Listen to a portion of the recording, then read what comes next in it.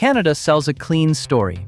Stable politics, high wages, universal healthcare, endless land. But something is breaking underneath that brand. In 2024 alone, Canada's population increased by about 744,000 people, according to Statistics Canada. That is almost the size of a major city. Meanwhile, the systems that make a country livable did not expand at the same pace. Housing, clinics, classrooms, and transit were all pushed harder than they were built for. Here is the uncomfortable part.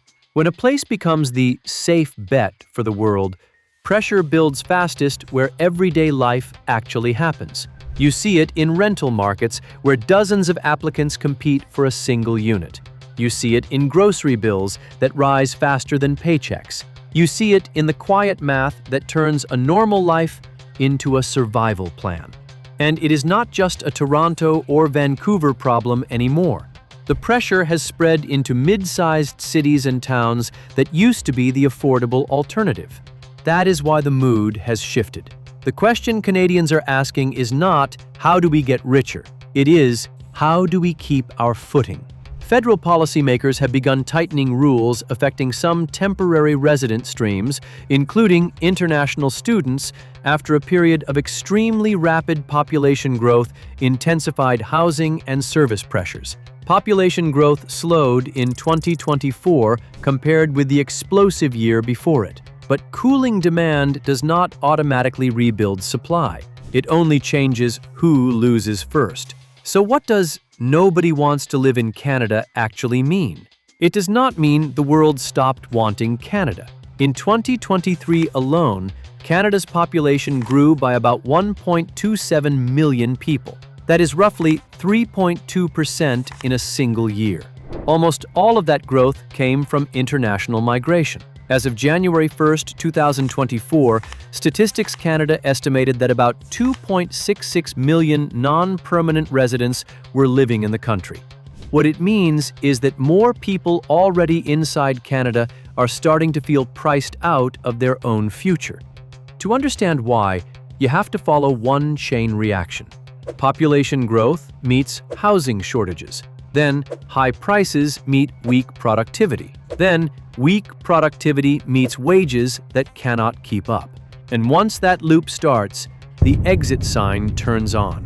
Rapid growth can be a strength, but only if homes, water systems, hospitals, and roads grow with it. When they do not, every newcomer becomes a new competitor for the same scarce essentials. That scarcity shows up in the most basic indicator of stress. Food Banks Canada reported nearly 2.2 million food bank visits in March 2025. That is the highest level ever recorded in their reporting. That number is not a headline. It is a signal flare. More households are one unexpected bill away from choosing between rent and dinner. If you want the simplest explanation for why Canada feels unlivable, start with shelter. Housing is not just one expense. It sets the price of everything else. When rent eats your paycheck, you delay kids, you skip training, you postpone dental care, you stop taking risks, you stop starting businesses, you stop imagining a future. Canada has been building, but not fast enough, not in the right places, and not at the right price point. The Canada Mortgage and Housing Corporation reported about 259,000 housing starts nationwide in 2025. That sounds huge until you compare it with recent population growth and the backlog created by years of underbuilding. You can add cranes to a skyline and still end up with a market where ordinary people are competing for the same limited stock. Then comes the rental market, the pressure valve that is supposed to protect everyone who cannot buy. In 2023, the national vacancy rate for purpose-built rental apartments fell to about 1.5%. That was the lowest level since the Canada Mortgage and Housing Corporation began national tracking. By 2025, vacancy had risen to about 3.1% as new supply came online and demand softened. But improved is not the same as affordable. A market can loosen and still be out of reach. Ownership did not offer an escape either. When interest rates rose, monthly payments jumped. When rates began to ease, prices stopped falling. RBC's National Affordability Measure peaked at an extreme in 2023, and, even after several quarters of improvement, still sat above 53% in 2025. That means a typical household needed more than half of its pre-tax income just to carry the costs of owning a home. This is how a middle-class country becomes two countries. One group already owns and watches the value of their assets protect them. The other pays an ever-rising toll just to exist near work, schools, and hospitals. And when that toll rises fast enough, people do not just cut luxuries, they cut roots. Even the secondary rental market is strained. The Canada Mortgage and Housing Corporation found that rented condominium vacancy in major metropolitan areas averaged around 0.9% in 2024. The average two-bedroom condominium rented for about $2,173 per month.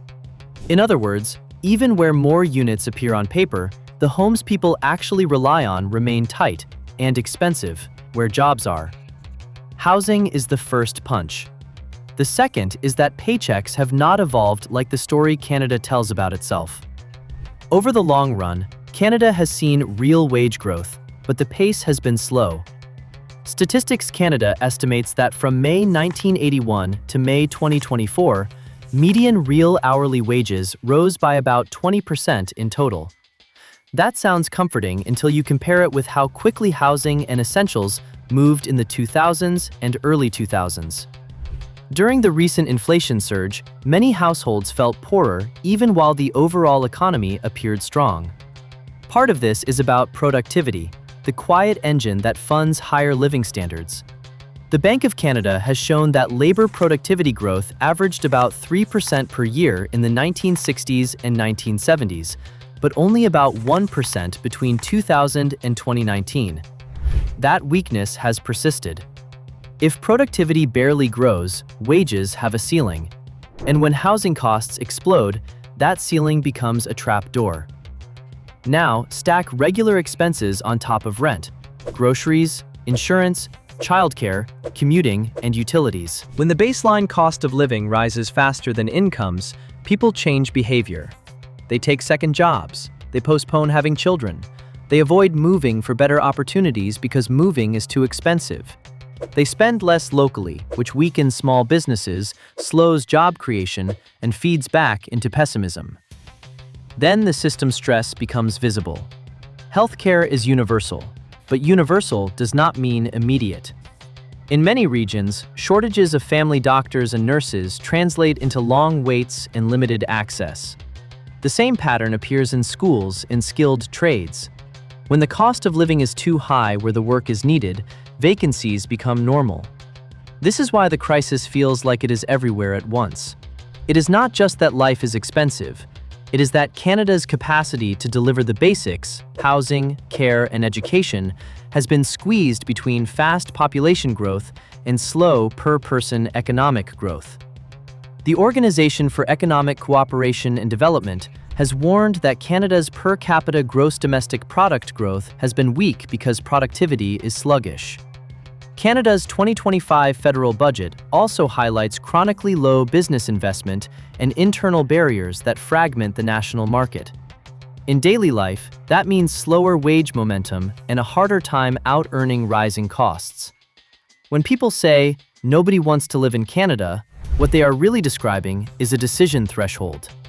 It is the moment when a normal worker looks at the numbers and decides the trade-off is no longer worth it. Canada still offers safety and opportunity, but the bargain has changed. If you must spend over half your income just to secure housing, universal healthcare feels less valuable when you cannot find a family doctor. If groceries keep rising, the skyline does not matter. If wages rise slowly because productivity is weak, then every shock, interest rates, inflation, or a rent increase, hits harder and lasts longer. The country is trying to adjust. Population growth slowed in 2024 compared with 2023. Policymakers have tightened some temporary resident programs after housing and service pressures intensified. Rental vacancy has begun to rise as new supply arrives. Those are real shifts. But relief arrives the way a fever breaks, after the damage is done. A market can cool without becoming fair.